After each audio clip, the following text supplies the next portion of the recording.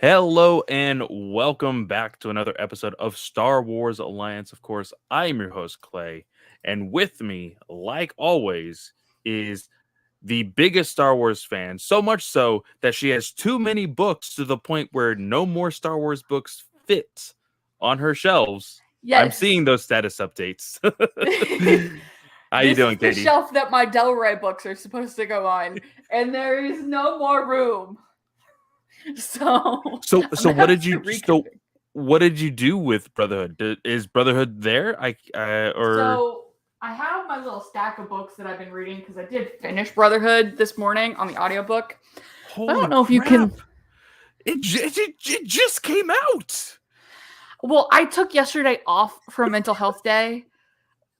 I do that for Star Wars books because I don't have any other reason to take days off right now. So I do that for Star Wars books.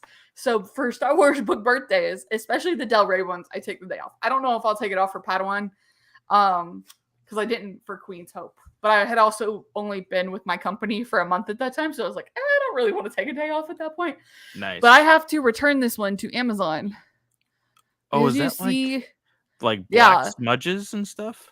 yeah, it's all marks from the cardboard. Oh, So, that sucks. and what's funny is that I had ordered an extra one to do a giveaway. So now this one's just gonna go back to Amazon. There's no giveaway. Sorry, y'all, but I do have a giveaway planned. But I need one more thing. So I have unfortunately. So Abby's gonna hate me for doing this, but we, of course, are going to be reviewing Kenobi, uh-huh. the Legends book, this next week in preparation for, of course, Obi-Wan Kenobi the series on Disney Plus. Now, I was reading it, and then like later in the night, I have this lamp type thing in the Mm-hmm. corner of our room, and it has a really bright setting, it has a really low setting. Abby wants complete darkness when it comes Yep. to going to sleep. If there is any kind of light, she hates it. So much so that we put old school style. This is my grandparents' house. We have aluminum foil on the outside of our window, and so it literally blacks out everything. I tested it out last night, and with nothing on, with it being pitch black outside, I cannot even like see my own hands in front of my face. It is Wow. it is that dark at night. But I was wanting to catch up on Kenobi because I will be completely honest, as of today, I'm only 25 chapters in. And I finished that one today too. the only reason why I'm 25 chapters in is because Abby was getting mad at me for reading my physical copy of the book. And I was like, you know what?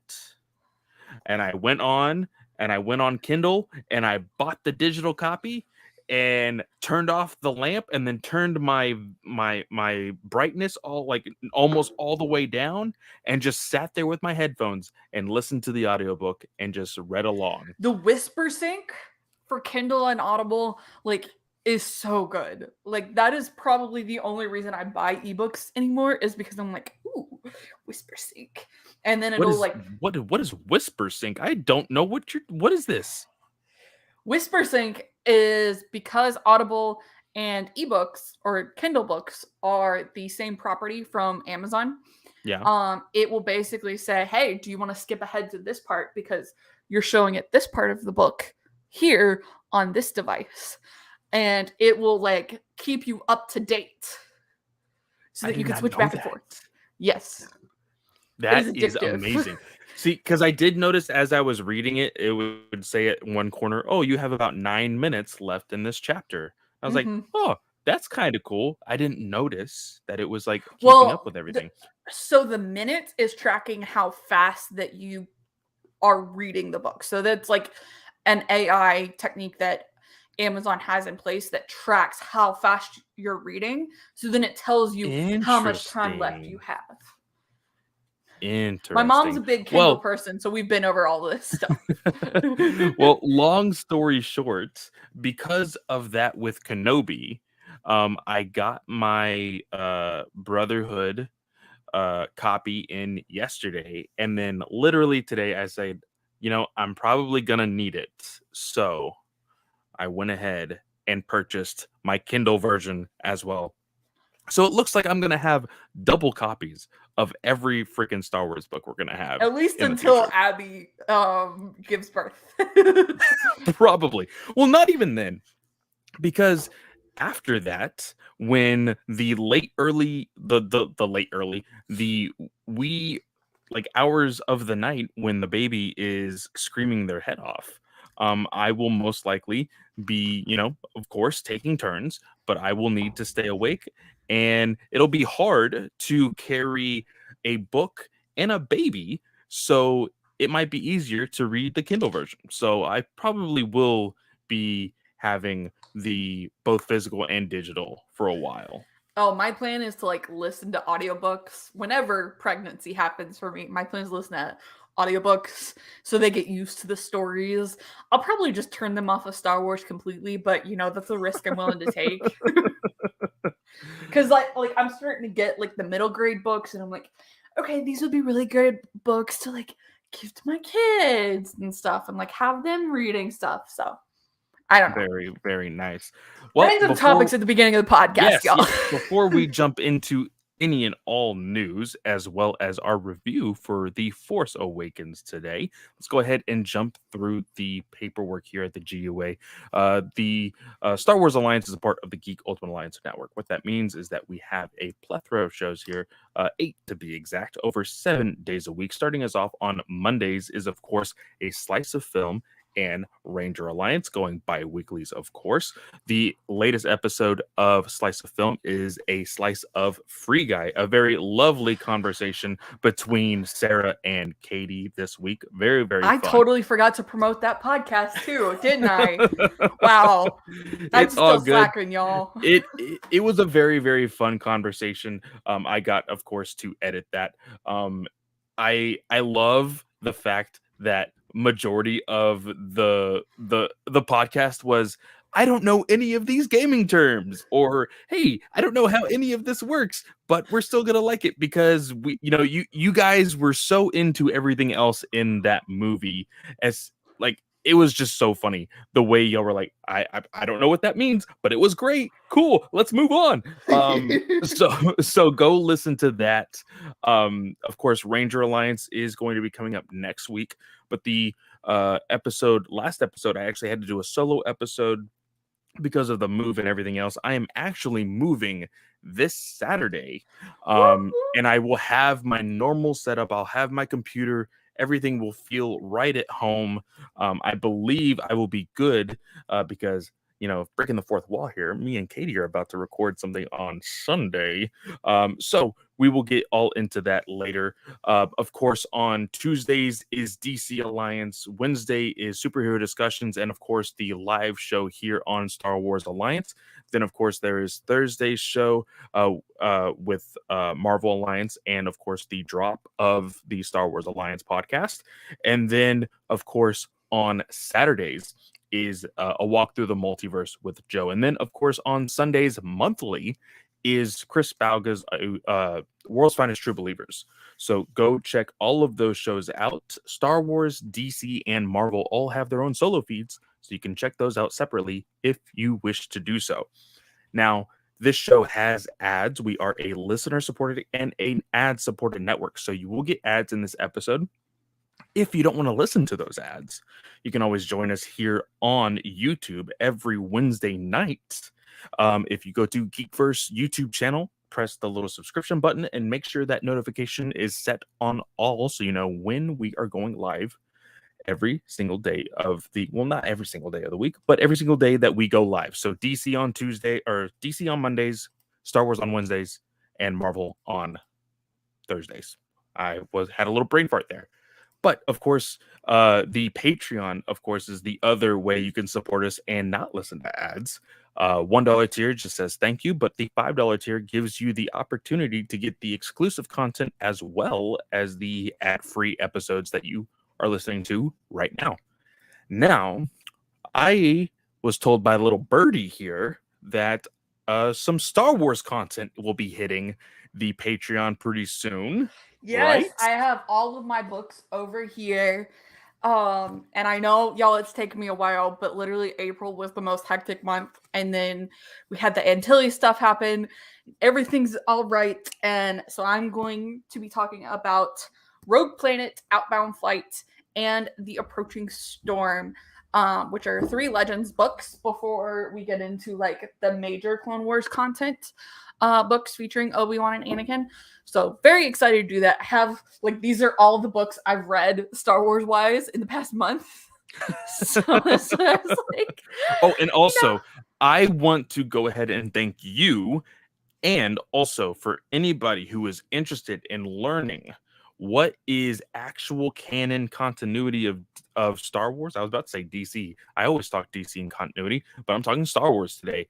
There is a YouTube video that Katie actually shared with me that is an hour and 12 minutes long that actually explains every little thing that is canon of Star Wars. That was a great watch. Yes, Star Wars Explained always has really good videos. And so Clay and we've talked about like the canon timeline and everything. And so they always drop because the husband-wife duo, he does the main content, but she contributes as well. So they always drop a 2020 or like a year canon timeline on May the 4th every year. So that was their latest update. So if y'all are interested, you can go check that out on Star Wars Explained's YouTube channel. I think he's had like 3 videos like since. But it's really good content and a really good way to explain it. And speaking of other news, yes, Nathan is in the chat. I was just about to say this. Nathan has already congratulated me personally, but thank you for reminding me to say it here on the podcast. Me and Abby found out the gender of our baby. Hashtag Clay was right. Abby was dead set on it being a boy. I said it just did not feel like it. Of course, I did not want another me running around because I can't even handle myself sometimes. So having a girl is going to be insane, but I'm going to absolutely love it. Abby says at least she has somebody else to go shopping with now. It's gonna be wild. I already have some Wonder Woman stuff. I have some Spider-Gwen stuff I'm looking at. Of course, I'm looking at neutral stuff, but I'm wanting all the nerd stuff. I have to show you, Katie, real quick. I told Abby, because we've picked out so many different blankets already, and she's like, we don't need any more. Well, I found the best blanket, and I hope she did not take it off of this thing. Where is it? I'm going to just keep talking so that way there is no like random audio breaks so that he doesn't have to go through and edit things, because Clay does all my editing, and yes, I am it's paying not for here. I'm going to yell at Abby. So no, there it is. Okay, so I don't know if you can see it. Oh my gosh. So this blanket says the world needs more rebels, and it has R2D2, C3PO, and of course Chewbacca on it. And I was like, I immediately saw it on Amazon. I was like, I need it. I absolutely need it. Yes, so, you do. I am very, very excited to be doing all of the nerd shopping for this little girl. But yes, thank you so much, Nathan, for reminding me. Thank you for the congratulations. He says, I picked up the hard copy of Brotherhood. Going to be a little before I actually get to read it because of the chaos in my life, but looking forward to it. I'm actually looking forward to it as well. Our first bit of news can be book related because you shared this today. Actually, I'm so in excited. Our Star Wars. Del Rey is killing the cover game, like absolutely killing the cover game. Like, okay, I say that Brotherhood was not exciting. Shadow of the Sith, exciting. Princess and the Scoundrel, exciting. Okay, so I want to know your opinion on this because, of course, you're bigger in the hardcover and the sleeved books and whatnot. I opened my box for Brotherhood. I will say this. I love the art for it. It's not anything to be wowed about, but I enjoy. It's not spectacular. Exactly. Attack the Clones Memorabilia. The sleeve, the cover sleeve, has this like oily, rubbery feel to it. I don't know if that is just mine or if it's yours as well, but it just feels weird. I don't want to say anything about this one because it feels normal, but like let's go behind here and let's look at like Dr. Afra. And yeah, they feel pretty similar. I was thinking the texture was mainly because of the Amazon order that I put in and it came damaged, so it sliding around on the cardboard made sense to me. Okay. Yeah. I opened it and like immediately kind of felt it, and I was like, this kind of makes me feel a little weird. But I'll get used to it. Like I said, I also have my digital copy, so if worse comes to worse, I'll just have it there to look pretty on my shelf, and I'll just read this one here on my iPad. Nathan also says the Chosen and the greatest Jedi of all time on the cover. That's enough for me. Sometimes that's all it's got to be, But no, Shadow of the Sith is spectacular, and I love this portrait. This is Han and Leia on their wedding day. So Han is actually wearing a jacket in this, which I'm curious if they're going to throw that in as the reference in The Force Awakens, which we'll talk about. Because in the original trilogy, he doesn't wear a jacket, but she's like, same jacket, huh? And he's like, no, new jacket. No. So, I love this. Leia's hair looks spectacular. It looks very much like her indoor look. And I love the like greenish, almost like blue gown that she has. Looks great with how the background goes into the mural type look. I really like it. Yeah. Because you have right here is the indoor trees. So you've got that. This is an unknown ice castle, which author Beth Rivas, somebody asked about and was like, I'm so excited to learn about the ice castle. And she was like, you're asking the right questions. So, and we can see there's stormtroopers here. So it'll be interesting to see how that plays out. And then, of course, you have the Halcyon in like kind of the top right corner with a moon or planet behind it, which we know their honeymoon is supposed to take place on the Halcyon, which is the Galactic Star Cruiser for Disneyland. So kind of gives it's an input, which not a lot of people are a fan of, but I was so excited to see this because did I send that one? No, I didn't. I sent a different one. But it was like a comparison between oh fuck it, I'll just grab it. So I'm sure it's going to be is it the trade Courtship of Princess Leia? Yeah, the paperback. Oh, okay. I have a different cover. That is a completely different kind of story that you're looking at there. If you're comparing covers, you're like the courtship of that, and you see Rancors, you see them all in their camo, and then you see this. It's like, okay, those are very different. It looks like the marketing is very, very different for those two books. Well, okay, hang on, because I thought I had a different cover. This is so okay. Here, let me share my screen again, because I was like, there's a tweet comparing the covers, and apparently I just have a special cover. So like you have this one, but then you have the Rancor, and everybody in their gear. So this is the one I was trying to compare it to. Okay. Because I recognize this cover because you told me about the courtship of Princess Leia, and so I looked it up. So yeah, I recognize that one.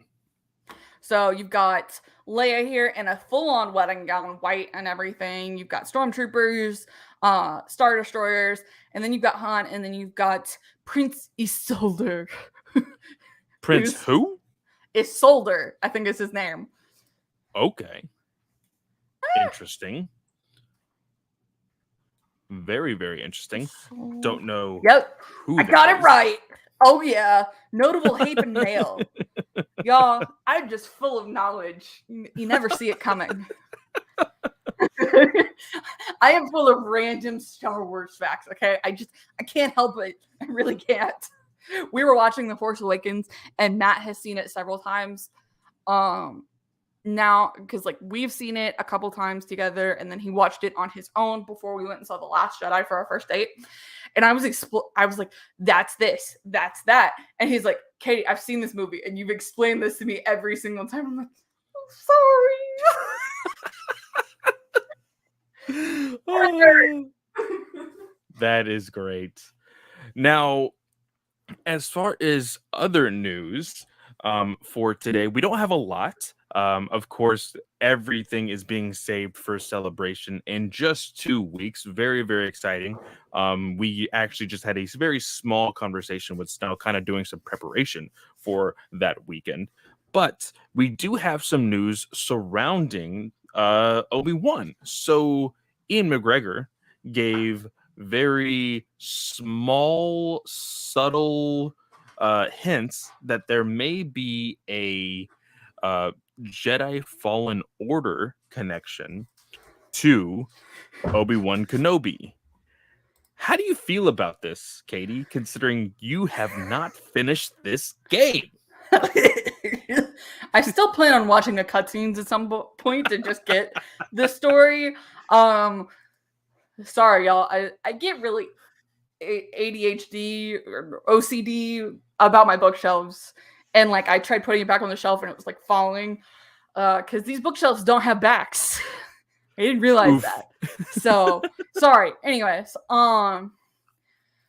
yeah, so the direct quote from McGregor, he was praising director Deborah Chow and describing her as amazing at knowing all that stuff when it comes to the layers of Star Wars lore that have built up over the decades. He made mention of novels and games, pointing out with such a fervent fan base, they had to be sure everything matched up the storylines from everything else. Then said, you can't have some fact in a video game that doesn't match up to the movie. So obviously we have Inquisitors, which are the main villain of Jedi Fallen Order in place. And they are also the primary antagonists in Obi-Wan Kenobi. So that could be a key where we're going to see somebody from the main Inquisitor line from Jedi Fallen Order in place in Obi-Wan Kenobi. Because I doubt, as much as like Cal Kestis would be playable, because Cameron, I can't remember the last name, Joker from Gotham. Is it McConaughey? No. Hold on. Cameron. Let me look at. Cameron has said he'd be more than happy to play Cal in live action. I doubt it would happen at this point. So I think it's gonna that's a hey. Yeah, we have to line up some his name is Cameron Monaghan. Okay. Yeah. So I think it's just gonna be Inquisitors. I think it will just be the Inquisitors, unfortunately. Would I love to see Cal? Yes, because I think he is one of my favorite original characters to come out in recent years. The story behind him losing his master and being on his own is very, very compelling.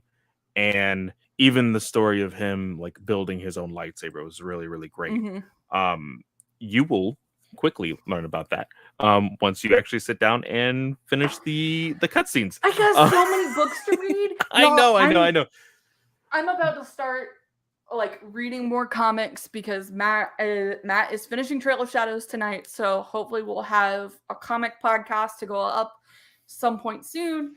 But then I also think I want to start rereading the Canon Del Rey's in order just to like kind of get myself versed. Obviously not going back for the High Republic because the High Republic is just so in depth and I feel like that would be really insane.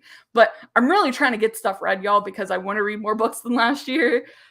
And I'm also like, y'all, I'm frantic. Okay, I'm sorry, but I got to get this out of my system. I'm trying to like establish myself as like a written reviewer for these books. And so writing reviews for my specific site, which is slaterscribbles.com. And that way I can like reflect back on those. So I have like spent the past 4 days organizing my shit so that I can just methodically go through this. I really enjoy these books, and I still want to enjoy these books, but I do want to take it seriously. So, sorry, had to get that out of my system. No, that's absolutely awesome. I mean, the only way to do that stuff is to, be persistent with it. So I totally agree with how you were taking it. But yeah, hopefully there is something that is concrete from Fallen Order that is like, hey, that is specifically from Fallen Order, rather than just like, it could have been from Fallen Order, or it technically could have been like from a Vader comic. Like I need it to be solidified as that, so that way I can have hope to see a Cal Kestis. And Yeah. I will say this, they have just debuted, I say just, but it's been a few months already. They've debuted his lightsaber at Disney. Yep. Even Cameron was there to debut it at Disney World, Galaxy's Edge. Like I think they are more open to being like, hey, like this was a video game, but it's very popular. People are wanting to see this kind of stuff. So I do not see it as a like, this could never happen. I see it as a possible, like, as we move forward in the small sections of the Skywalker saga as we are, I think we will eventually see him again. I mean, I think this comment could even be made in regards to, okay, hey, this Inquisitor died in Jedi Fallen Order. We have to make sure they don't come back, because I believe Jedi Fallen Order is 5 years after Revenge of the Sith, I think. And then this is 10 years after Revenge of the Sith. So you have to make sure your Inquisitor deaths line up, and you don't want to use Inquisitors that died previously. Yes. So I think it could just be attributed just to that, where they're like, okay, canonically, where are we? So. Yeah, and I do believe that this is the only video game that is canon to the series of Star Wars. I may be wrong in that, because I don't know if any of the Old Republic stuff is canon. That's correct. I believe the new Old Republic game will be canon. They've yet to confirm that, but with how the phrasing kind of took place in the reveal article, we think that one's going to be canon. But this one is the only one, and I was correct. Fallen Order takes place 5 years after Order 66, Revenge of the Sith. So, yeah, you have to make sure Inquisitors that died, because I think there's one that dies. Spoilers. In it. Well, I've seen everything. That's how I knew Ilum was the fucking planet killer thing in The Force Awakens. Yes. Because of the trench. So, yeah. All right. Now, the last bit of news is, of course, something that immediately came out after we finished recording last episode. We finished. Like, that's how it goes. We recorded this on May 4th, 2022, and I didn't see the article because Natalie Holt was the one I saw it from. And so she retweeted it very late, and I didn't see it throughout the day. Otherwise, we would have talked about this last week, which I think we didn't talk about this last week. No, we did not. But it was rumored. We did talk about it. Yes, we did talk about the rumor of her being attached. And of course, Katie is a big proponent of, if it's not Star Wars, if it's not on Star Wars, then it's not official. Which trades are pretty reliable, but also having the person who's cited in the article tweet it. I just remembered we have another piece of news though right after this. Okay. I missed it apparently. No. We all said it in chat, but we just didn't put it down in our Star Wars chat. So, but yeah, Natalie Holt being a composer for this is going to be great. I am looking forward to that soundtrack. But the last bit of news before we get to our review, is just a cool thing in general from the article, which was on the Hollywood Reporter. We all know John Williams actually wrote a theme for Obi-Wan Kenobi. He said, hey, I never got to write this theme in the original movie. I want to write it. And Kathleen Kennedy was like, okay, I can't tell you no. What am I going to do? You're the hero of Star Wars. So John Williams actually signed the Obi theme for Natalie Holt. So she had it printed. that he recorded, and she had it framed, and she was like, "It's my pride and joy. I'm super happy to have his signature because he's literally my hero." That's awesome. So they did not directly collaborate for the show, but Holt says his work on the series' main character theme helped give her the foundation she needed to musically access one of TV's most anticipated 2022 series. So awesome. Now, the new news that is official, because Chris even shared the Star Wars tweet of it, Ahsoka has officially started production. Yeah. Yeah, they did. Did you see my investigation of that tweet though? The Lothwolf pin? Yes. The Lothwolf pin? Yes. I'm very interested to see how this goes. As we all know, Dave Filoni's live action stuff has not been my favorite, but he is writing everything, directing everything. So this is going to be his baby. So we're going to see how it goes. Obviously there's still some issues with Rosario Dawson with the case. So that's something to take into consideration. So we will be reviewing it. So with it starting production now, when do you think we see this? I think we're gonna see it next summer in the Obi-Wan Kenobi slot. Ooh, for Celebration? Not necessarily for Celebration, because Celebration doesn't happen at the same time every year. Celebration was originally supposed to take place that's in right. August. It's in August. That's correct. Celebration was supposed to take place in August, and they kind of mix it up year to year. This year it's in May. So I don't know if we'll see Celebration next May. But I do think they're gonna stick with this pattern of, okay, let's have. Do they have something in? Yeah, they had. I was like, they have something in the winter. Yeah, they had Book of Boba Fett in the winter. And then you're gonna have Andor this fall, and then you're gonna see potentially an animated anthology show, Tales of the Jedi, Star Wars Vision Season 2. We don't know. And then Mandalorian Season 3. So they've been turning these shows around, except for Andor, at about a year rate. So I think it's safe to say Ahsoka will probably be good for next summer. Obviously, we have the High Republic Kids show that is rumored to start filming in July. So we shall see. But yes. I think Acolyte's going to potentially take Andor's slot for next fall, because Andor's going to be shooting for 18 months. I am so excited to see Acolyte. Like the more I kind of ponder on everything that we've seen from High Republic, and then like, because as we've said, we've kind of seen, just this small portion. Then we're moving back in time, and now with Acolyte, we're actually going to be moving way forward in time to see kind of the beginning, quote unquote, of the Sith. That is very, very interesting to behold. So really looking forward to all of that. Anthony's wanted to say hi. I see that. How is he doing? He's a little fluffy. He's doing much better. Today was a bad day, but he's had a lot of energy. So Nathan, we all know how you feel. Yes, we know how you feel. I think, Nathan, with Acolyte, I think you will change your mind. Have you seen Russian Doll, Nathan? Russian Doll, what does that have? Russian Doll is her first show. I can't remember the showrunner's name, but she showruns Russian Doll, which is, I believe, on Netflix. Okay, I will have to watch that in preparation. But I think Nathan also reacted. I'm sorry, Nathan, if I'm speaking for you. I think Nathan, when we talked about Acolyte originally, where she was saying, I want to bring in people who haven't seen Star Wars and to ask them, what do you think Star Wars should be, and input that. I don't think Nathan liked that quite much. So maybe not.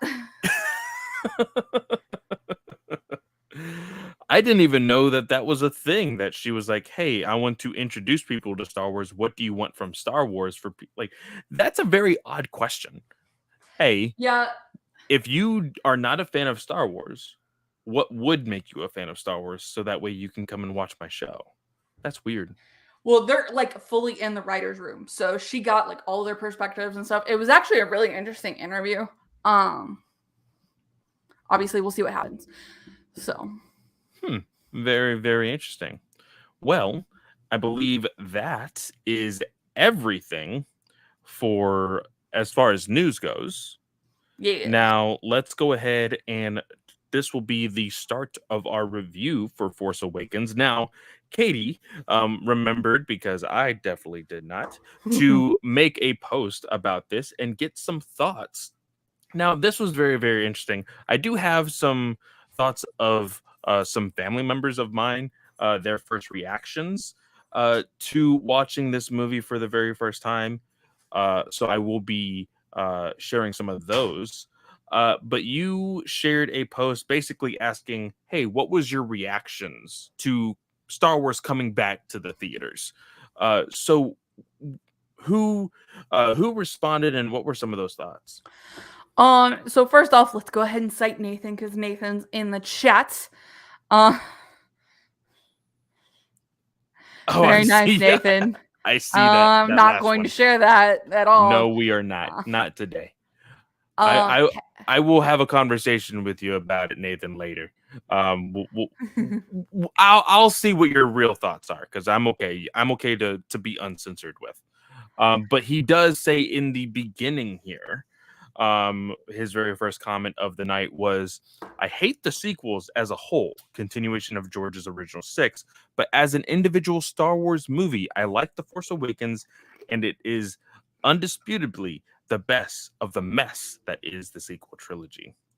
Well, Nathan, to each their own. We had a very lovely chat on The Last Jedi, and we, of course, me and Katie will be reviewing that whenever we have some downtime here at Star Wars Alliance. I know, because I want to get my opinions in, especially before the Rise of Skywalker. Like, I feel like gotta shake it out. No, so some other opinions we got.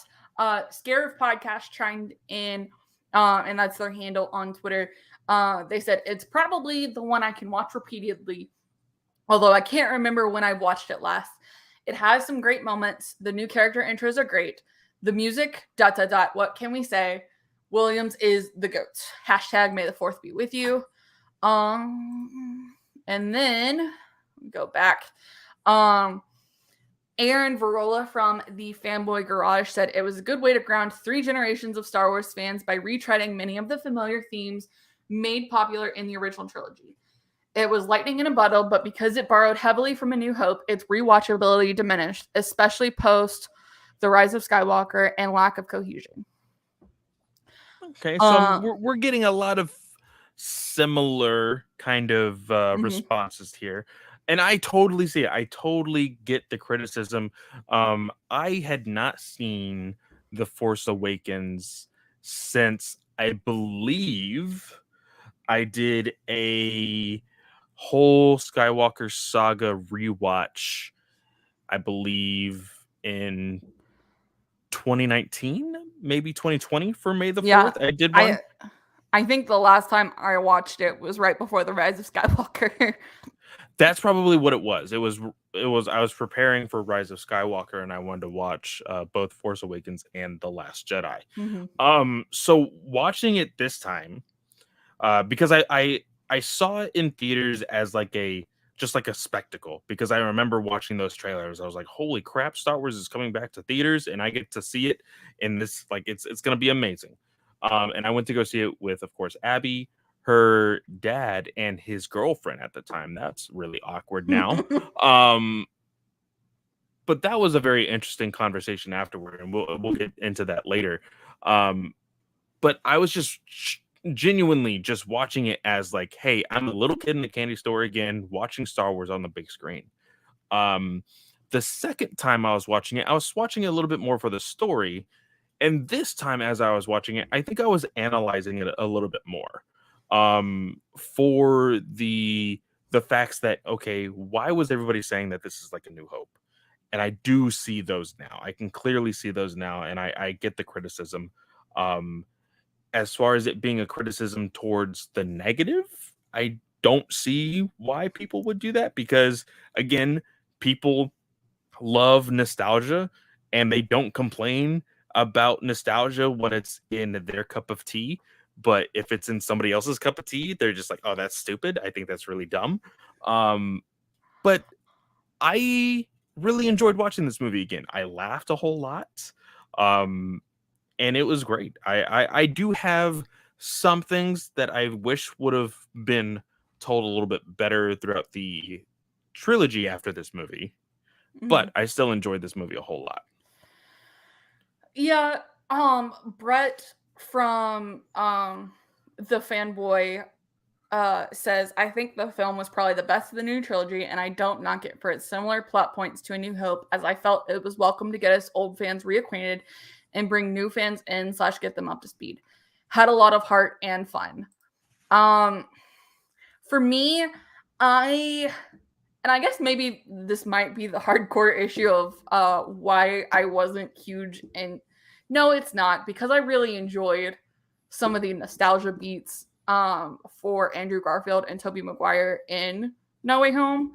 So that's not the reason. Anyways, I don't, and maybe it's because I'm such a big Star Wars fan and have been engrossed in it for several years.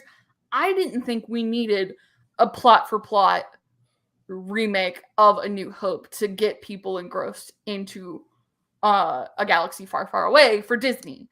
I thought it was like, I love the introductions, and I love Finn, I love Rey, and Poe was really great too, and I'm really glad he got to stick around and fought for his role to stay in the trilogy. But it also kind of shows in that way how disconnected some of the sequel trilogy was. Yep. So for me, the nostalgia points don't win anything for me in this movie. Brent from Marvel Alliance, our co-show on the network, says, I didn't see it until it had been out a couple weeks, but I thought it was fun, and it was a fun and entertaining movie that served as a nice bridge between the old and new characters. A good entry point for newer fans to the franchise. And somebody responded to him and said, what I remember that is ironic now because of the coronavirus era, I had a really bad sinus cold opening night and I was blowing my nose a lot, but nothing was going to stop me from seeing that film. Nothing was going to stop me from seeing it either. I just think this was probably the one where I went in with too many expectations for what it was going to be, because it was Disney's first appearance in the galaxy. So I went in going, okay, what are they going to do to my characters? Because Legends, Star Wars Legends, like Return of the Jedi and after, was my bread and butter of Legends. I reread those books. I'm kid you not, I probably read most of those books 6 or 7 times in that era of Star Wars Legends. So I definitely went in with too many expectations, but looking over it several times, it just doesn't fit. This is actually ranked not last. Phantom Menace is last, but second to last on my Star Wars ranking, which you can hear my full reasoning for that order. Wow. On Patreon. Katie, I will probably know you for the rest of my life. And I think even on my deathbed, I will hear new hot takes for you. And I'm just like, they blow my mind every single time. I should be prepared for this. I should be prepared for these kind of hot takes. How is this second to last? Nathan did the same thing. Okay. I mean, again, it's all subjective, to each their own. But how? I mean, okay, so Katie just said she wants to pimp out her own website, so go see that. We'll talk about the pinpoints here in a little bit when we get to the nitty-gritty of some story stuff. But wow. I think for me, it's the main factors of nostalgia. And Nathan chimed in with more. I think Phantom Menace is fucking fantastic. And yes, I agree. So actually, I didn't update it after this latest watching of The Force Awakens. I probably should have. But yeah, looking back, especially after seeing The Phantom Menace when we did the review earlier in the year, this is probably last on my list, honestly. Because I just love I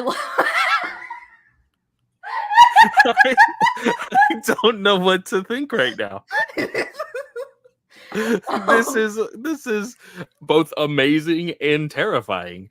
While Wow. you think on that, Snell just dropped in our GUH. Yes, I just saw that. An interview.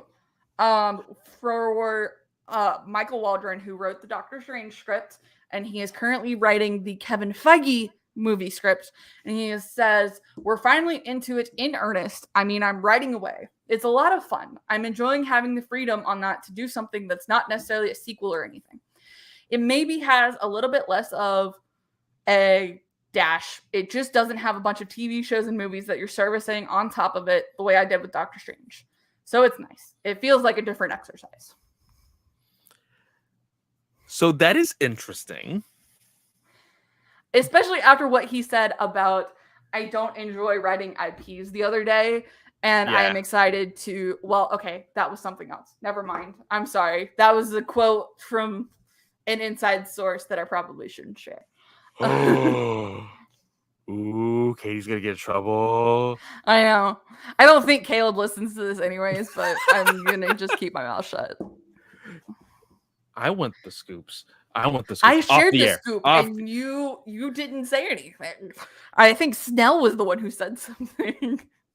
I need to go back. I need to go back and read it then. I sent you the screenshots. Okay.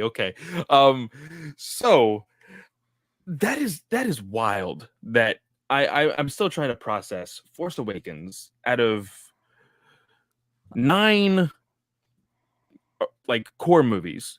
Then you 12 have regular ones. So yeah, I ranked everything on that list. You have 12 in total, and it is number 11. Or quite possibly now 12, now with your rewatch of it.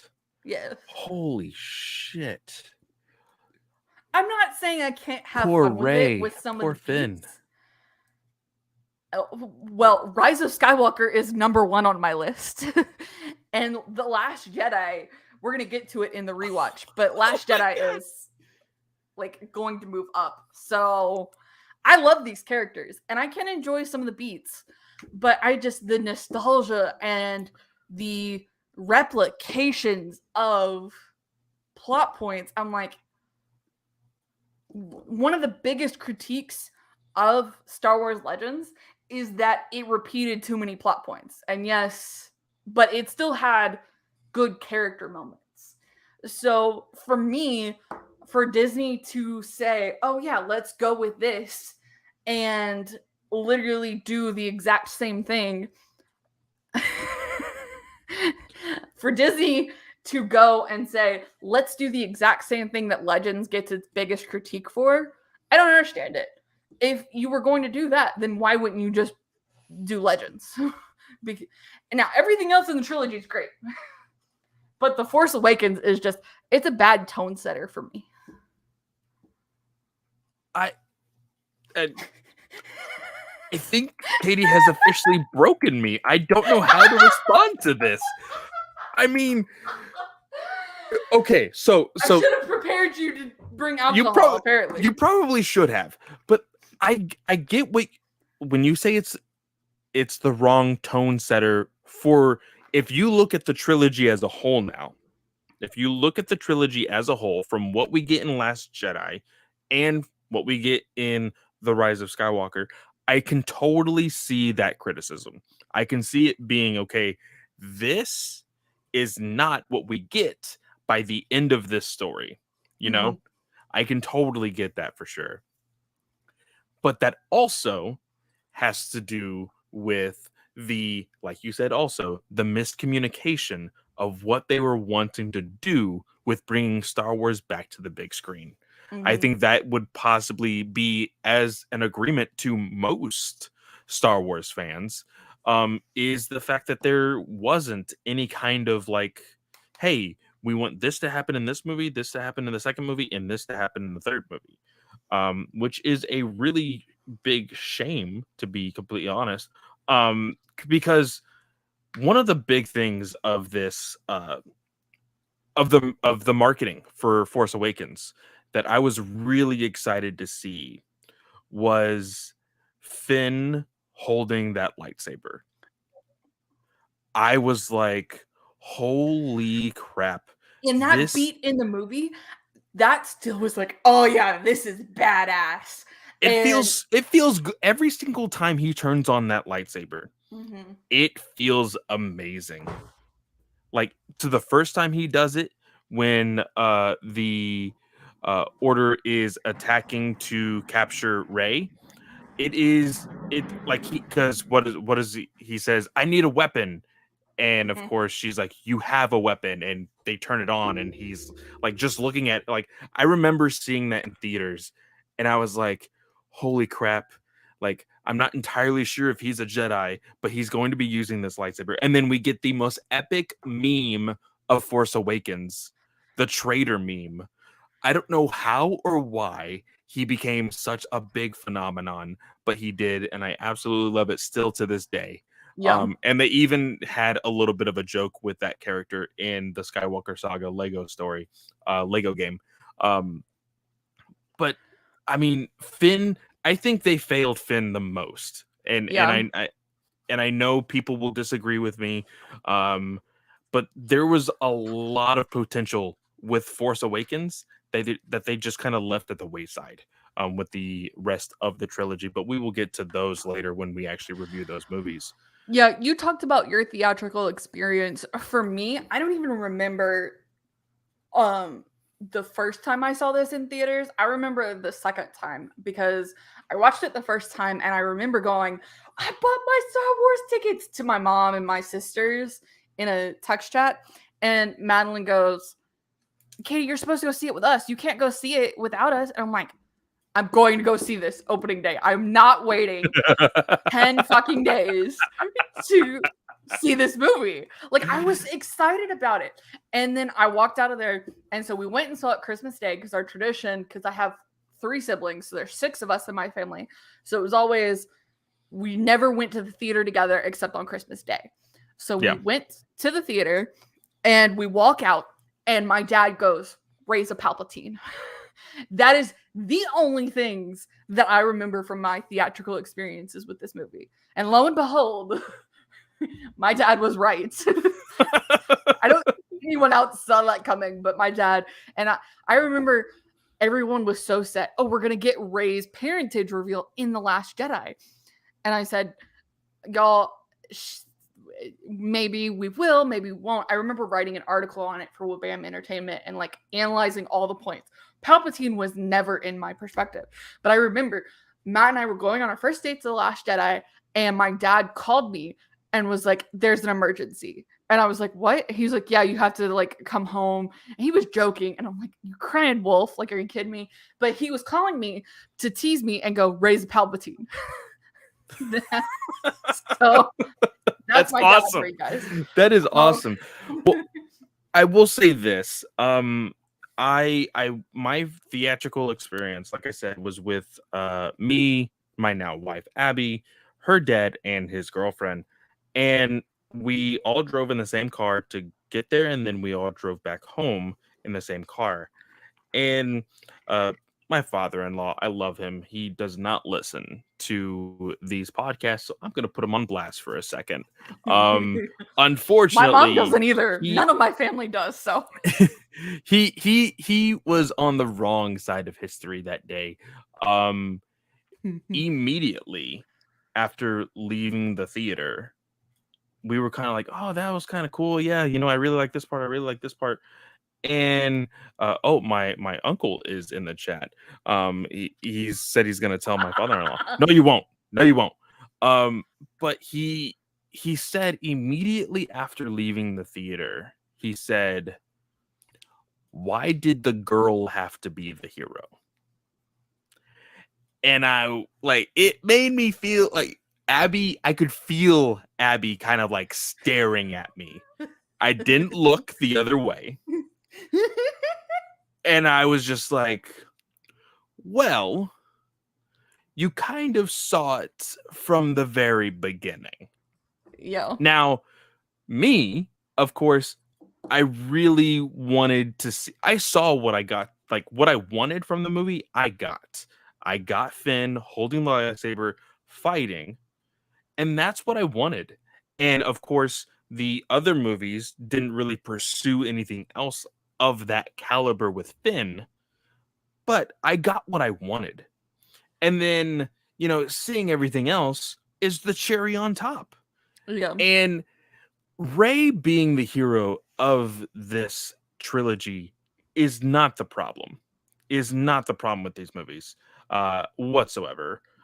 So if She acts anybody is the out there, exact same way as Luke getting his powers and figuring out his powers in yep, the original trilogy. Plain and simple. And everyone was like, oh, Mary Sue. And because my mom does not like powerful women to be the leads. Like, she hates female singers and other things. Eesh. So she walked out and was like, oh, I hate this. Like, so I understand that perspective you got completely. Yeah, and like even my uncle, he was the one that watched it with me just last week in preparation for this podcast. We had moments where we're like, okay, this was exactly like A New Hope, or why did they choose to do this and whatnot. And I shared a little bit of insight, which I still think is absolutely hilarious. Of course, people did not like it, but Harrison Ford's death, like, he My mom specifically screamed.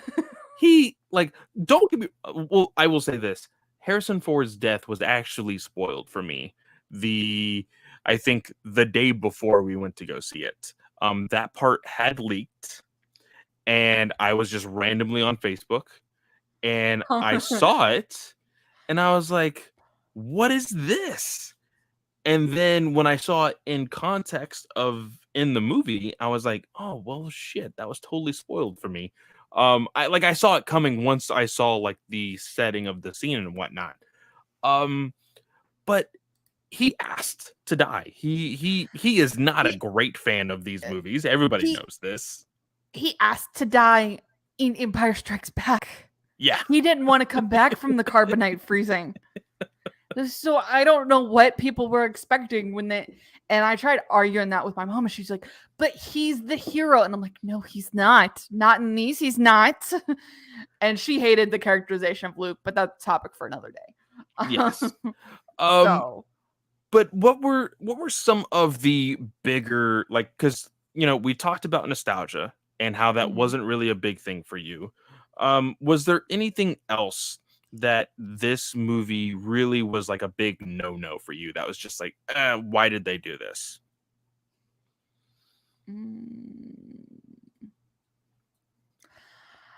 I don't think so. And like, y'all, I say the nostalgia is a big thing for me. What did I rate it last week? What did I rate it? I gave it a 3.5. So it's not like it's terrible. No Star Wars movie is terrible. Okay, you always rank things out of 5, and I always have the 10 mentality. So I'm like, 3 out of 10. Are you freaking kidding me? No, but I use Letterboxd. You use Letterboxd, yes. I forget that you use that. You've said this before, even on the Doctor Strange review that we just did. You did say that you use Letterboxd, but I know so a 3.5 out of 5 stars. So that is, in my mind, an easy 7.5. In a scale of 10. So go on. So that's the biggest thing for me, is I don't like that it's a beat for beat retelling. I feel like it sacrifices a lot for character development. In terms of just repeating plot points, it really doesn't give us much. And it goes, especially looking at it as a big picture, this one fails its characters probably the most, other than just Finn being failed in general throughout the series. Yeah. Everybody else does pretty well, but Finn is a different topic. And there's probably reasons why. But oh, yeah, definitely. honestly, I wanted to see more from because I saw you live tweeting. Um, oh shoot, what is her name? Uh, uh, Daisy Ridley? no, Maz. Maz, yes. Maz Yes, was wasted. I wanted more from Maz. Again, we will talk about her more in the other two movies when we finally get there. But she was used literally as a MacGuffin, as Mhm. hey, how do we get the lightsaber in the possession of the new heroes? Yep. That's it. Like her telling Finn about the smugglers that will get him off planet or whatever, or telling Han, hey, you need to go back to the rebellion. Like that is not really important to the bigger story at hand, because eventually Han dies and Finn ultimately helps the rebellion. So those aren't super important to the story. The Mhm. only important part is Rey finding the lightsaber. And Maz is a character that we have now seen is being referenced very early on in Star Wars lore, and even Han says, oh, she's been running this place for 1,000 years. She is technically older, maybe Mhm. technically, than Yoda. Yep. So it's like this character could hold so much potential for helping out history, filling in spots where, what happened between this time and this time? Well, she was probably there. And we get nothing from her in this movie. Mhm.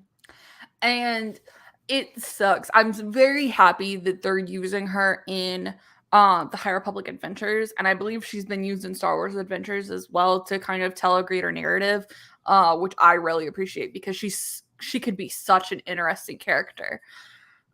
So fun fact, because I had a question about this, and we're just jumping to the end of the movie, but y'all, it's been 7 years. I'm just jumping around. So I asked Twitter and said, does Ilum have more than one son? Otherwise, what's the plan? Because they're dead set. It drains a sun and it disappears, and there's no sign of moving the planet to a different system, right? So it does have what is that? The Ilum system, because it was just a system, had several suns, I think. So it had uh at least 4 other orbits as well as 2 moons. So it's not like, oh, okay, here it is. Sorry, y'all, I can't read. It says Ilum later moved into a new system after the First Order converted it into a mobile superweapon. So it was mobile.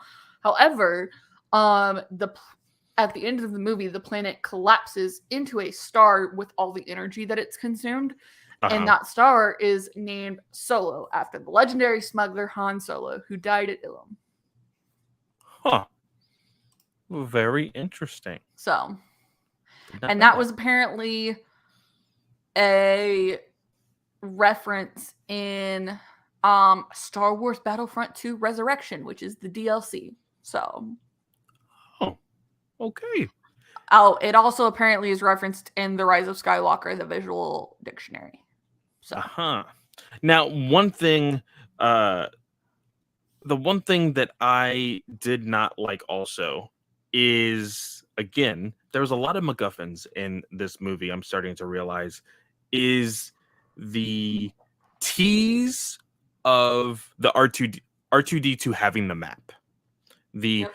oh, because I think it was BB-8, which I will say, the creation of BB-8, It's so genius. masterpiece. Yep. Masterpiece. Do you know how many remote controlled BB-8s I have seen in people's households Mm-hmm.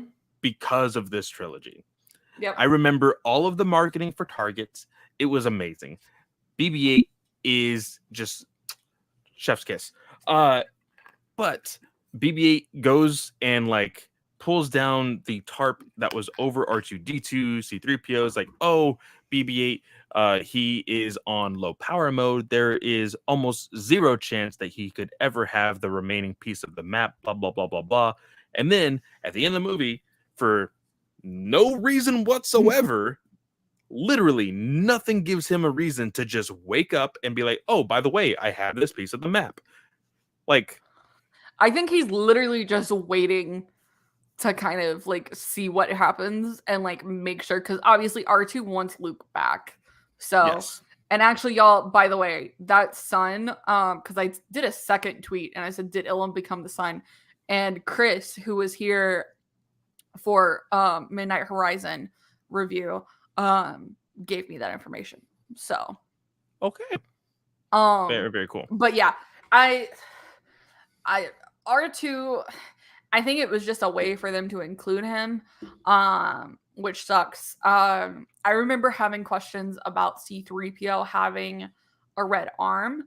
And he actually took that because, and I think it's a comic story, but I think some other droid gave his life so C-3PO could survive, and gave him his arm because his other arm got ripped off. So they had the red arm installed so he could always remember his friend, which I thought was super cute. Obviously, that's not in the movie, but just random fun facts. Yeah, fun facts. It does suck that is the only way that R2-D2 was implemented into the movie, because it does beg the question of like, okay, he was technically on the planet where the new Jedi Temple was set up. Mm-hmm. It was destroyed. We see that little like vision of Rey's seeing him. How did R2-D2 make his way to the rebellion and them not know where Luke was? I think probably because, and again, we don't know much about this era of Star Wars. I'm assuming that's going to come in with like Shadow of the Sith and some other books that are probably being developed. Yes. But my assumption is that Luke dropped R2 off and was like, just like dropped him off in the dead of night and then went back to Octu. And then sank his X-Wing. That's my assumption. I could see that. It was just like, it really bothered me because I was like, why couldn't R2 just say, hey, here's the other side of the map. Yeah. Go. And, it would help everything else. Again, some other characters that I absolutely love. Poe. Poe is great. Poe and Finn together are just great. I love the escape from the base. What is this? This is a rescue. You need a pilot. I need a pilot. Like they just bounce off and off of each other so well. Yeah. I need a buddy cop film with those two in it. Like, it doesn't have to be Star Wars related. I just need a buddy cop film where they're just able to play off each other, because Oscar's grown so much in popularity, I think, since Star Wars came out. But John Boyega has just kind of like, he's done more indie films and stuff, and I want to see them get back together again. So I wanted to get your opinion on something. Okay.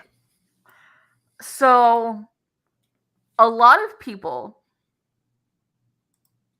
get mad at me, but this GIF right here is where Finn's like thumbs up, and then like BB-8 drops his lighter out as like, I swear that's BB-8 it's flipping him off.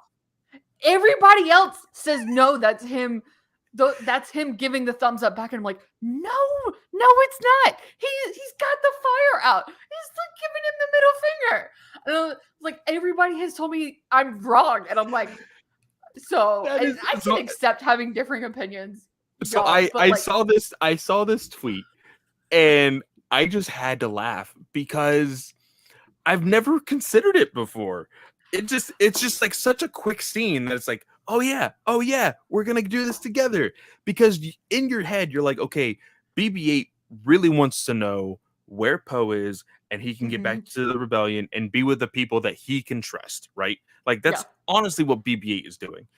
On the other hand, Finn is just like, hey, I really need to be in the rebellion so I can get away from the people who are trying to kill me. So please help me out. And I never considered the fact that BB-8 would be like, hey, dude, fuck you. Because it makes complete sense, though. you look at his attitude throughout the rest of the trilogy, throughout the rest of this film, it makes total sense. And like, and it's not even like, oh, okay, he's all of a sudden being nice. Like you said, it's the rest of the trilogy that kind of says this, but also like the nature of the conversation they were having where BB-8's like, I don't want to tell you anything. And Finn's like, come on, help me. And BB-8's like, no, tell me what the fuck happened to Poe. He's like, I consider BB-8 to be a mini Chopper. Chopper crawled. is much more vulgar, but BB-8 is like, I'm not Chopper crawled so BB-8 could run. That's what it is. That's what it is. Oh man. Oh, I love that. I'm gonna tweet that right now. I mean, what are some other points in this movie? You know,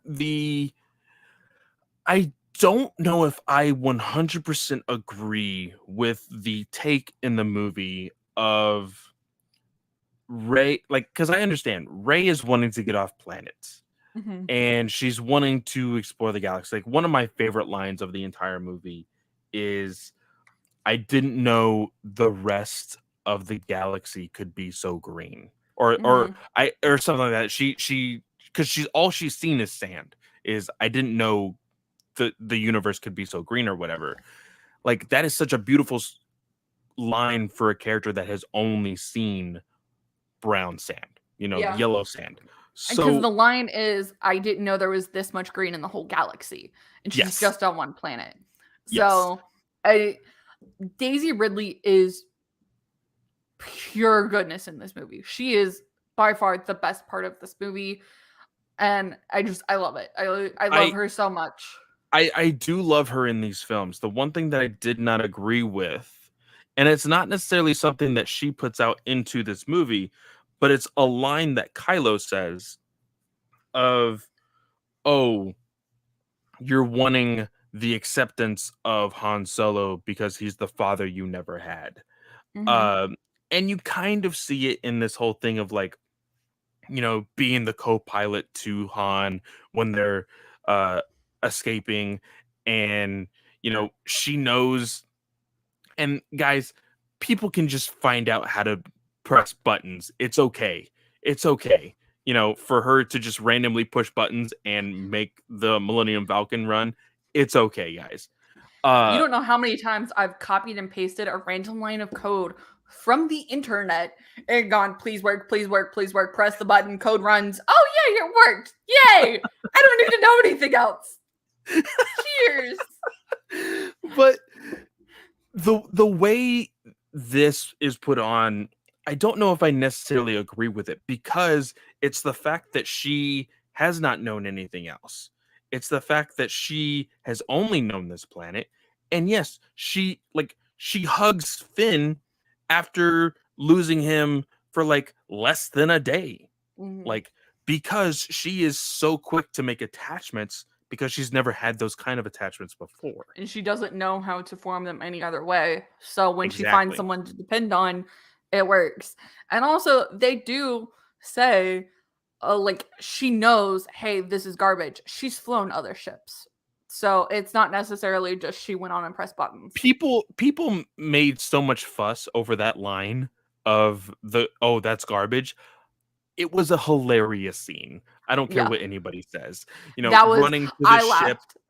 It's like, oh no, that ship's garbage. Let's take the garbage. And you see the camera turn and just see the Millennium Falcon. Like, that made me like I didn't scream in theaters, but I was like, it's the Millennium Falcon. But it's hilarious. Yep. It is totally a boomer Gen Z moment. Yep. And it's just stuff like that you have to have that kind of mentality for. Otherwise, like, I'm sorry, like, you can go, touch grass. So I've never used that phrase before. It felt really weird coming out of my mouth. Yo, please don't ever do it again. um, Oh, yeah, man. y'all, I think despite what people say about Harrison Ford not wanting to be in these movies, I think he still gave a really great performance Yes. for what he was doing. There was a lot of really great moments. Like, I cannot believe that he's never shot the bowcaster before. He picks it up, he's like, "Pew." It's like, I like this. Like, I found that a little strange just because they have been together for so long. You would think that, hey, off any chance, maybe I'll use this once. But it's still those moments that I really enjoyed. The Even the back and forth between Han and Chewie. You've mhm, seen it before. You know it's there. It's their relationship. But even seeing it in here, like the "we're home" line, cheesy as mhm, hell. Absolutely loved it. The uh the Han and Leia whole, thing, like you said, oh, new jacket? No, same jacket, it's those moments that I was like, yes, this is the Star Wars that I love with new Star Wars that I'm actually really loving. yeah. So I think it was a good mixture for me to be like, okay, I can accept the new, but I absolutely love the old. Yeah. And just to like point out, Peter Mayhew did appear in this movie as Chewbacca. He's in some of the more important scenes where he's doing motions and everything. Um, or like the growls. But Jonas Suotamo and Ian White also served as body doubles for Chewbacca because Peter Mayhew was suffering from health problems. And I think by the time we got to Rise of Skywalker, only Jonas was portraying him, and Peter Mayhew was on set as kind of like a Chewbacca consultant, and that's what he's credited as. Did Peter pass away before Rise of Skywalker though? I think he I think I he was about to passed look that up I believe because Peter passed away before Leia did, before Fisher. The Last Jedi. Okay. So, Chewbacca. Oh, yeah. So Jonas had portrayed him as in The Last Jedi. If we go to Rise of Skywalker, Chewie. Yep, Jonas portrayed there. I don't see Peter Mayhew. Let's go back. I think Peter's last performance was The Force Awakens. Probably. May he rest in peace. He died April 30th, 2019. Wow, really? 2019? Mm-hmm. So he probably was He probably was a too ill. consultant again. Yeah, he was probably too ill to do too much work Yeah. for The Last Jedi, and of course, The Rise of Skywalker. May he rest in peace. He was such. I don't know if you've ever had the chance to see him at any conventions or anything. Uh-uh. He was I've such never been to a. a convention. Oh, really? I've never been to a Wow. convention. Sarah, if you're listening to this, drag Katie to a convention soon. I know. I got to meet him at a convention in Houston around 2011. He was at this time in his wheelchair, but really sweet soul, really nice guy. Mhm. But yeah, really, really, really cool to meet him. Uh, I'm trying to think if there's anything else in this movie that I really had a critique for. Um, I mean, uh, the Death Star 9000 was a little bit eye rolling, to be completely honest, and especially the uh, the destruction of it. What, like we said, very nostalgic of A New Hope. Uh, I didn't necessarily mind that they needed to pull the shields down because that's a pull from Return of the Jedi. But what I did mind is they pull down the shields, but then all of a sudden the ships can't make a dent in the building that's housing like the main energy source. Like, that doesn't make a whole lot of sense to me, and that's, I feel like, a plot hole that was really um never kind of addressed because we don't know, like, obviously there's Beskar, and stuff, and cortosis from the canon Thrawn trilogy, but that's never like fully addressed. I don't even think it's addressed in the novelization. Now granted, I haven't read the novelization, so I don't know, but that bugs me because I'm like, okay, but anything can explode with like fire from a ship. So why isn't it working? And again, maybe that's just the nerd in me where I'm like, I want an explanation for this. And they're like, no, I think that is a weak spot for a lot of us. Because it is something that we as nerds, whether it be in Star Wars, whether it be in DC or Marvel, there is a little bit of realism that we always look at, and it's like, okay, they would have been dead. Oh, that wouldn't have happened. Oh, why isn't this happening here? And it's just, I mean, take it for how this sounds, but it's, I mean, it is us living in a normal world and us watching fantasy. So we cannot always comprehend the two sometimes.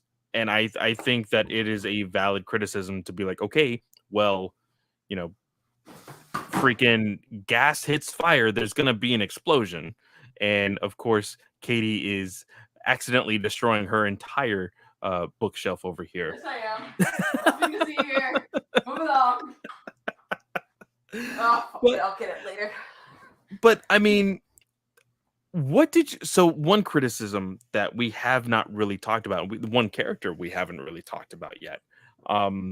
What did you feel, or how did you feel? It should be the appropriate wording of this about the introduction to what people would eventually call emo Darth Vader, Kylo Ren. You know, I actually really liked him. I thought Adam Driver gives a really great performance as Kylo Ren. I think, again, he's probably the character that's most affected, other than Finn, by the disjointness of the trilogy. But I think for this, I think it really works because we come to know in The Rise of Kylo Ren that that Ben has primarily been away from his parents all his life. Like, he really like grew up, and then they said, okay, bye, have fun at the Jedi Temple, and they saw him for like holidays and stuff. So I think it makes sense knowing his background. I definitely think if people don't know that, then it may come off as a little abrupt. Yeah. I liked his character. My uncle, who I don't believe is in the chat anymore, he does not like Kylo Ren. He was like, yeah, this is probably the ugliest character that they have introduced in Star Wars as of late. He does not like Adam Driver whatsoever. I feel like a lot of people in my theater felt that his quickness to be angry was a weird comedic beat in the movie, which I will admit, when he is talking to one of his like commanders or something, and he says, "Oh, and so was saved by a girl was also with them," and well, I can't remember the exact verbiage, but when he like ignites his lightsaber and just destroys like all of these consoles in front of him, people actually started laughing at this. Again, it was kind of funny. I don't think it was supposed to be funny. I think it was more so showing a little bit of how immature Kylo Ren was in his position in this order, to be completely honest. Yeah. And that makes sense. And I actually enjoyed this like idea of, oh, my heritage shows that my grandfather was the, despicable, Darth Despicable Vader. Me? Despicable Darth Vader, the legend Darth Vader. So why can't I be like my grandfather? Now, I can see why people really didn't like that, because it's like, kid, you cannot be, the original baddie. Um, Yeah. but I think it was fine.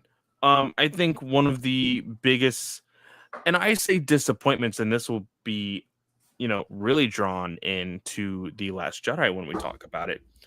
But the idea of Snoke as well, seeing him in uh the hologram talking to Hmm. them all the time in this movie. We never really got to see what he looked like, because at one point he was a giant hologram to look kind of very menacing and whatnot. And then we see him in smaller holograms. So, like, the more I see it, the more I'm really talking about it. I see what you mean by the tone of what this movie was compared to everything else. Well, Uh, and like, yeah, Snoke being a part of this, like, it makes sense in terms of like, oh, okay, this is the guy controlling it. He's the true big bad. Like, at one point, I thought Kylo Ren was actually a double agent, and they were like trying to. Leia had like said, okay, can we insert you into this, and then, you help us take it down. So I thought that would have been a great way to go about doing this, but obviously, that's not what happened. Um. Sorry, y'all. I couldn't help it. It bugs me. I'm really OCD. the OCD has kicked in. She is now organizing books again. But honestly, I don't think there's really anything left to talk about when it comes to this movie, though. I mean, we have difference of opinion on where this movie stands in our rankings for sure. You could be Uh, mad about it. It's okay. but but there's still a lot of stuff that we seem to agree on, and there's a lot of stuff that we do love about these characters that made this movie. So honestly, I would give this movie a clean 8.5 for me. As far as my rankings, I have not made my rankings again. I think I might. Well, I'm definitely. I will go ahead and say this for Nathan and for Katie and for. I'm gonna do the exact same thing for the Marvel movies. But once this baby girl is in my life, I am going to, like, she will not comprehend what is on the screen, but I am going to go through all of Star Wars with her. And I recently found a list that is the Ultimate Skywalker Saga story list of like how to watch the Clone Wars episodes in a certain order, along with all of the movies to make like the best story sense for me, including the Mandalorian and stuff. So I will definitely be sitting down with this baby once it comes and watching Star Wars again. That is probably when I will make my letterbox ranking. But honestly, if I had to remember my old ranking, this had to be easily top 5, I believe. Gotcha. So that is where I sit with The Force Awakens, 8.5 and top 5 of all 12 movies. Katie is sitting at a 3.5 out of 5 at dead last in her rankings, which still breaks my heart. I And it's love weird. y'all. I'm a huge Star Wars fan. I promise. It feels weird on my tongue to say that. The Force Awakens, dead last. Ugh, I don't like it. I don't like it. But I believe that is it for the podcast. That is it for this review for tonight. Of And course, my you can bookshelf always, is back in order.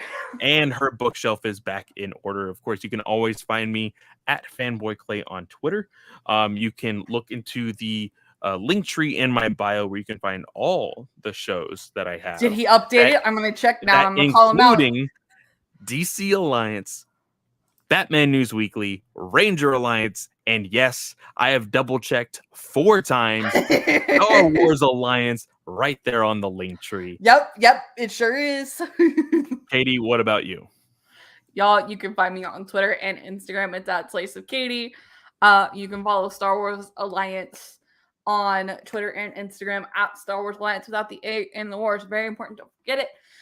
If you would like us to cover a specific topic, specific character, a specific show, if you want us to go more in depth, if you have questions, reach out on any one of those platforms and we'd be more than happy to get back with you so we can talk about it because we love talking about stuff here. Next up for the show, we're talking...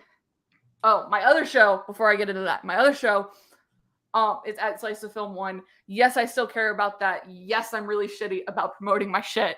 I don't know if I'll ever get over that. So we'll see what happens.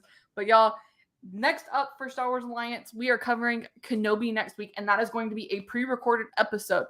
Now, we are going to record a video episode, so that is still going to go live on Wednesday at our normal time. And then it'll drop into podcast feeds on Thursdays. So if you have questions about the book Kenobi, which is a Legends book, feel free to drop them on Twitter or Instagram, and we will try and cover it then. We don't know what time Sunday we're recording, but we'll get to that at some point. Clay and I will. But just know you have a deadline of Saturday to bring out your questions, and we will actually put it with the promotion of this episode when we do that on, of course, Thursday of this week. Yes, we will. We are getting ready for Obi-Wan Kenobi, and that storyline is taking place around the same time we're going to get Obi-Wan Kenobi, which is coming to Disney Plus on May 27th. Speaking of that week we are going to do 2 episodes. So May 25th, which is Star Wars Day. It is the anniversary of A New Hope and several other Star Wars movies that came out. So we will be doing an episode that day, which is before Star Wars Celebration. We will probably do some previews, what we expect from Star Wars Celebration that day. But that will also be our Brotherhood review, which just released yesterday. It is by Mike Chen. So that gives you approximately 2 weeks to go read it, go check it out. Highly recommend. Based off my Audible read, it was a very good listen. It's a really good story about Obi-Wan and Anakin developing from a master and apprentice relationship to being the brothers that we see them in the Clone Wars and Revenge of the Sith. So if you have time, it was a really... It's not short. It's one of the thinner books of Del Rey's Star Wars. But it's about a 14-hour listen, 9 hours if you put it on 1.5 speed like I did. So definitely would recommend, but you got 2 weeks. And then that Friday, we're still deciding if we're going to go do 7 or 9 o'clock. But we will be talking about the first 2 days of Star Wars Celebration, as well as reviewing the first 2 episodes of Obi-Wan Kenobi. So you can be prepared because we're finally getting 2 episodes in a week. We're getting a Marvel DC treatment. Yes, but also be on the lookout for this announcement. Well, not really an announcement, but we are looking into some other GUA members joining us for that week to have a little bit more of a lively conversation, because I know my DC Alliance co-host Hines has been chomping at the bit about talking Kenobi. He's very excited about this series. I gave him the option to come on and talk about Bad Batch. He's got the animation show. He could have done that with us. I mean, we all know, we all have our feelings about Bad Batch. You know. But yes, it would be great because I'm sure y'all get tired of hearing us talk about Star Wars. But yes, that's what we're here for. So yes, we'll see what happens. Well, that is it. So, Katie, why don't you give us our lovely outro that you always do? Well, y'all, thanks for being here. I want to thank everyone for listening or watching whatever time of day you're at. I got screwed up. I'm sorry, y'all. I should have carried that out. Whatever time of day you're listening or watching, we will see y'all next time. May the Force be with you. Bye.